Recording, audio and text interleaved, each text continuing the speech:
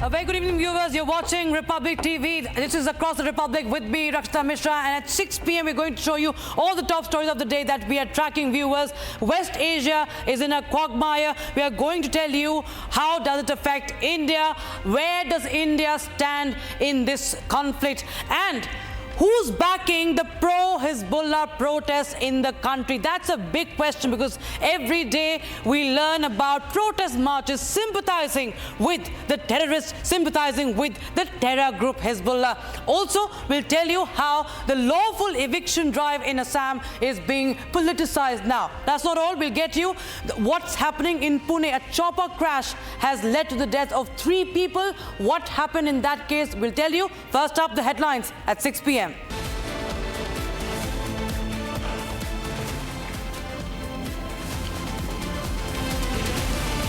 India reaffirms support to Israel. Jaishankar raises concern over the possibility of a broadening conflict.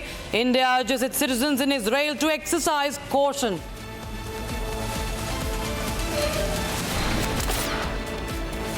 Lawful drive to evict illegal settlers at Kosutoli in Sonapur of Assam is politicized. The AIUDF says eviction in Kosutoli is inhumane.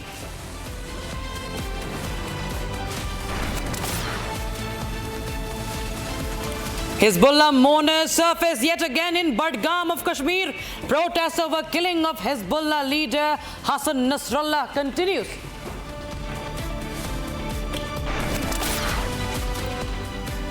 Chopper crashes in Pune, killing 3 people. Meanwhile, IAF chopper used to distribute flood relief crashes in Bihar's Muzaffarpur.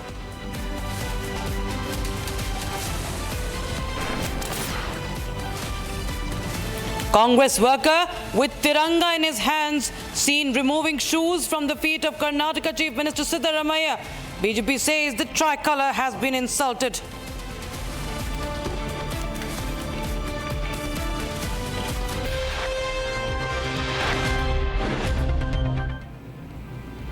Now, viewers, as the war escalates in West Asia, India has clarified that it considers the 7th of October attack a terrorist attack that caused the conflict in West Asia. And amid the Iran-Israel conflict, India has issued an advisory to its citizens in West Asia to avoid non-essential travel.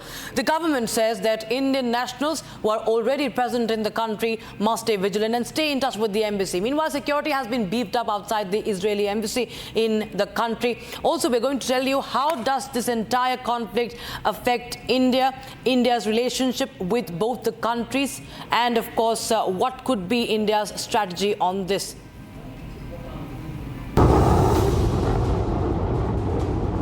West Asia has been on the brink after Iran launched a missile attack on Israel. The world has been divided as the war escalates, with Netanyahu vowing that Iran will have to pay for it. Meanwhile, the centre issued a travel advisory to all Indian citizens, urging them to avoid all non-essential travel to Iran.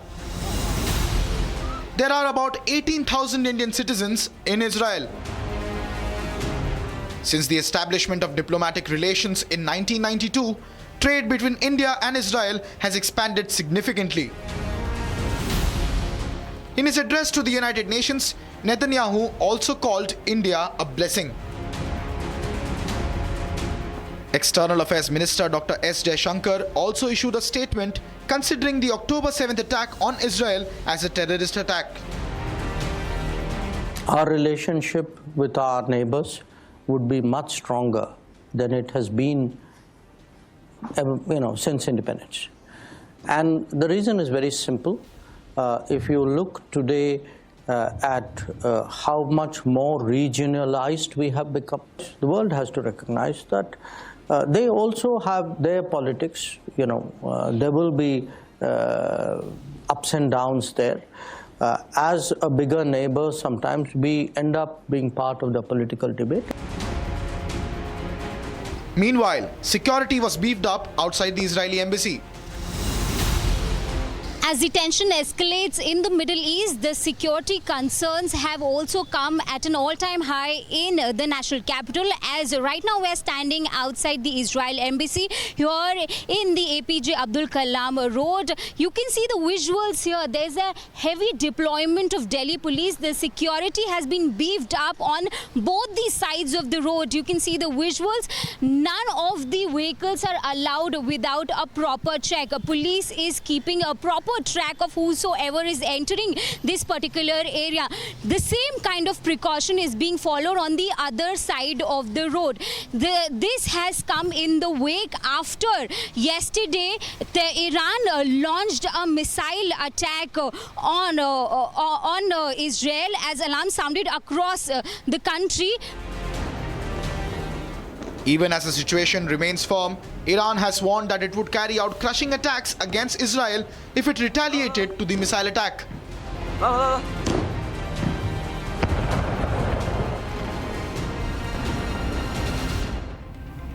Now, back home in India, fresh protests have broken out in the valley against the killing of Hassan Nasrallah. Viewers, remember there have been protest marches in several parts of the country. That includes Ladakh, Lucknow, and in Budgam. Once again, we saw raising of slogans and prayers, raising of slogans against Benjamin Netanyahu.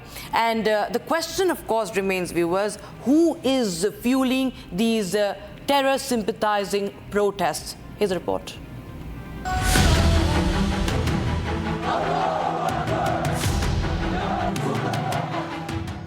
Fresh protests broke out in the valley in support of slain Hezbollah chief Hassan Nasrallah. Mourners came out on the street of central Kashmir after the afternoon prayers, chanting slogans against the killing of the Hezbollah chief in an Israeli strike. The protesters were seen holding posters of Nasrallah, a designated global terrorist, as they condemned the Israeli airstrike on Hezbollah's command center in southern Beirut that killed him. Once again, protests broke out in central Kashmir's Budgam, main town Budgam, Magam, and also some parts of downtown which are dominated by the Shia population.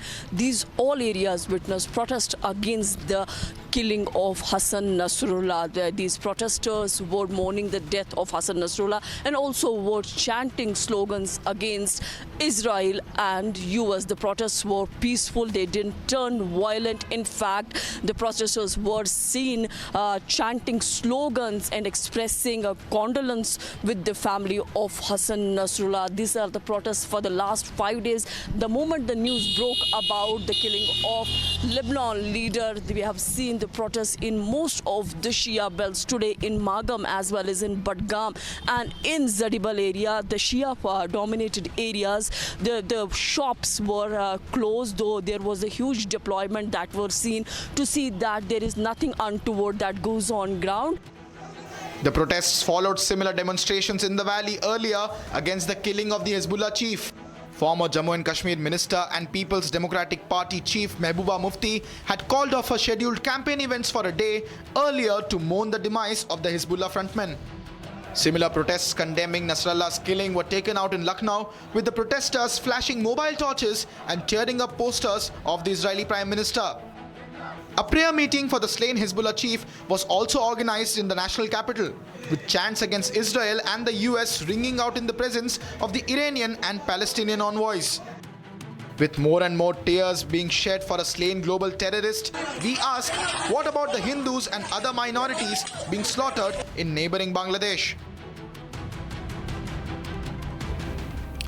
Now, news from Assam. A lawful drive to evict the illegal settlers at the Kosutuli in Sonapur of Assam's Kamrup is now being politicized. Illegal settlers who came to the area after 1950, when the land was declared a tribal area, is being evicted. Now, even as the illegal settlers admit to encroachment, the AIUDF has politicized this drive initiated on the HC order, on the High Court's order. The tribal Sangh, meanwhile, says it stands with the government of Assam. Republic reports from Ground Zero. The lawful eviction of Kosutoli in Sonapur in Kamrup Metro District of Assam has been politicized. AIUDF called it inhuman. ये असम के Kamrup district के Sonapur circle area में जो कसुतुली में अभी उच्छेद हुआ, अमानवीय उच्छेद है और गैर कानूनी भी है। सुप्रीम कोर्ट ने अभी हाल ही में स्टेटस को मेंटेन करके सरकार को जवाब देने के लिए बोला है। हम वेलकम करते हैं सुप्रीम कोर्ट के इस डिसीजन को। और असम सरकार कुछ भी बोले, गैर कानूनी इसलिए है, जो लोग लैंडलेस है, जिनके पास ज़मीन नहीं है, वो जाएगा कहाँ? वो तो सरकारी ज़मीन पे जाएगा। This even as the illegal settlers admit that they came and settled after 1950, most in the 1980s and 90s, unaware that the land they settled on is a tribal belt.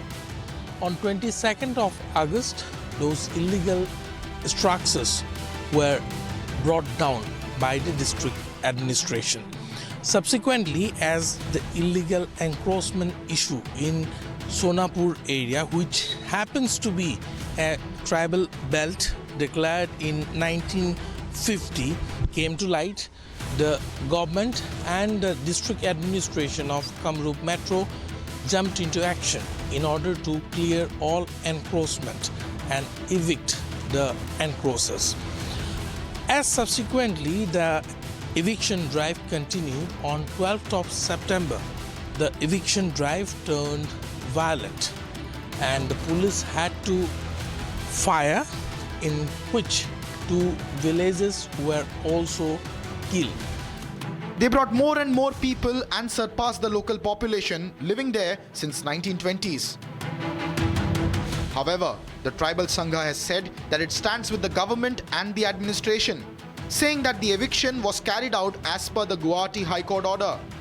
So we have been demanding that all the illegal who has come to some part of the Assam and some part has come throughout somewhere, but we demand to evict immediately them to protect our tribal belt and blocks. The Assam government is carrying out an eviction drive in Kosutoli in Sonpur in Kamrup Metro district of Assam. Those who settled in Kosutoli after 1950, that is after the area under Sonapur Revenue Circle was declared as a tribal belt, are being evicted. More than 5,000 houses and a population of roughly 20,000 people came up in the area after 1950. Republic reported from Ground Zero. Republic also spoke to the locals living in the area since 1920s. Administration did not demolish or evicted any peoples which are legally eligible to live in the tribal belt and block. Right now we are in Kosutoli village, and here right now I am standing in front of a school along with a few local residents, and if you see, you can see in Assamese it is written Kosutoli Prathamik Bidyalaya, that is Kosutoli Primary School, established in 1938. Only illegal settlers who have settled after 1950, that is after declaration of Sonapur as tribal belt by the government of Assam, those who have settled after 1950 are being evicted. Not a single resident who settled before 1950s is being moved. More than 700 houses in Kosutoli since 1920s, and prior to 1950, a population of around 2,200 to 2,500 people are untouched. Now, a helicopter owned by Delhi-based firm went down in Pune on Wednesday morning, leaving 3 people dead. The deceased includes both the pilots and an engineer. According to sources now, the chopper crashed in the wee hours near Bavdan in Pune district. Sharing the details of the incident, police say that the chopper, which took off from the helipad at the Oxford Golf Club, went down between 6:30 a.m. and 6:45 a.m. Here's a report. A helicopter owned by a Delhi-based firm crashed near Bavdan in Pune district, leaving 3 people dead. According to local sources, the deceased included both the pilots and an engineer. According to sources, rescuers and a medical team were scrambled to the scene after receiving word of this incident. According to the police, the twin-engine helicopter with a capacity for 6 passengers including crew took off from the helipad at the Oxford Golf Club and crashed between 6:30 a.m. and 6:45 a.m.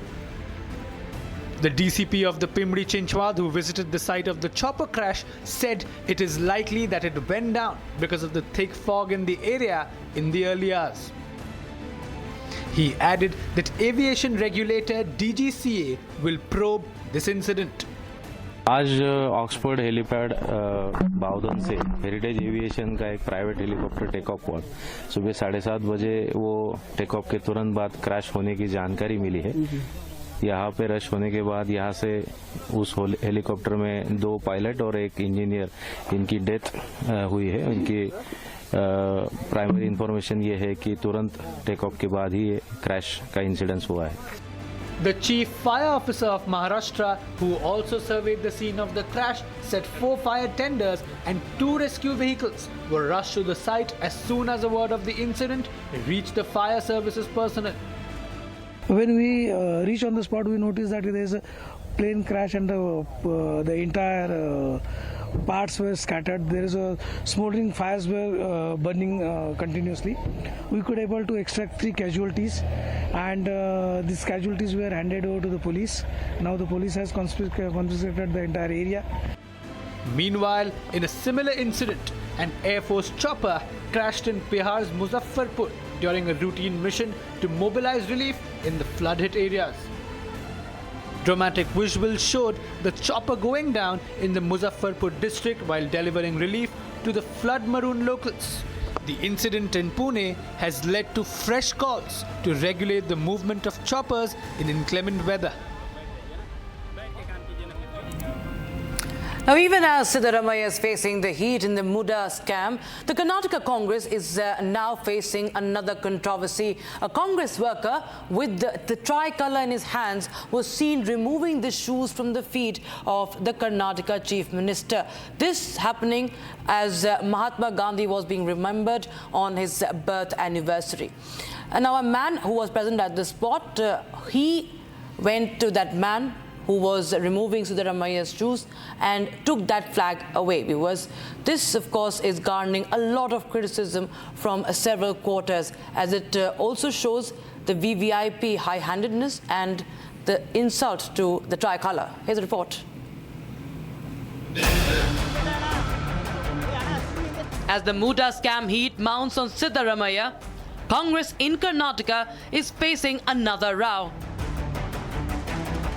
A Congress worker with a national flag in his hands was seen removing the shoes of Karnataka Chief Minister Siddaramaiah. This was during an event on the occasion of Gandhi Jayanti in Bengaluru. The national flag was later taken away from the hands of the Congress worker. A man present at the spot took the flag from the worker's hands as he continued removing Siddaramaiah's shoes. Questions are now being raised, as not only it reflects Siddaramaiah's VVIP high-handedness, but also it displays grave insult to the national flag. Facing the Lokayukta police and ED probes on Muda scam, Karnataka Chief Minister Siddaramaiah says Mahatma Gandhi's life and thoughts have given him the courage, strength and hope in his current struggle. Meanwhile, a Karnataka court has issued a non-bailable warrant against Muda scam complainant Snehamai Krishna. All right, viewers, a quick look at the stories coming in from across the country now. Leaders paid tribute to Mahatma Gandhi on Gandhi Jayanti at the Rajghat, and visuals right now on your screens from New Delhi's Rajghat this morning. External Affairs Minister Dr. S. Jaishankar criticized China for violating agreements which have led to ongoing military tensions since 2020. He said these tensions have negatively impacted the overall bilateral relationship, which has been strained for the past 4 years. While speaking on the trade, the External Affairs Minister acknowledged that China represents approximately 31 to 32% of global manufacturing and emphasized that trade with China has become largely independent of the political relationship between the two nations. A long story, but the short version is that we had agreements on how to keep the border peaceful and tranquil, and those agreements were violated by China in 2020. And because we have forward deployments of our militaries, there are resulting tensions. And until those forward deployments are addressed, the tensions would continue. If the tensions continue, it casts a natural shadow over the rest of the relationship. On the upcoming Haryana Assembly elections, BJP MP Ravi Kishan exuded confidence that the party will form the government. He also announced that every woman will get 2,100 rupees per month and Agniveers will get government jobs.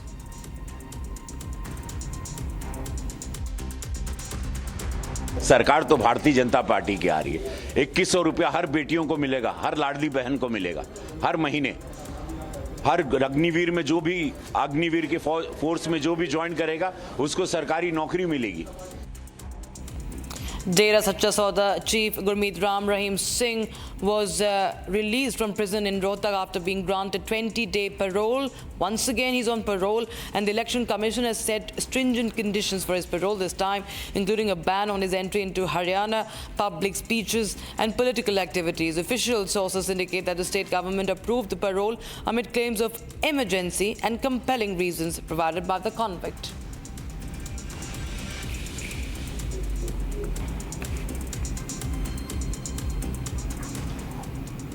That's all we could pack in this edition of Across the Republic, but don't go anywhere as we will be right back with live and breaking.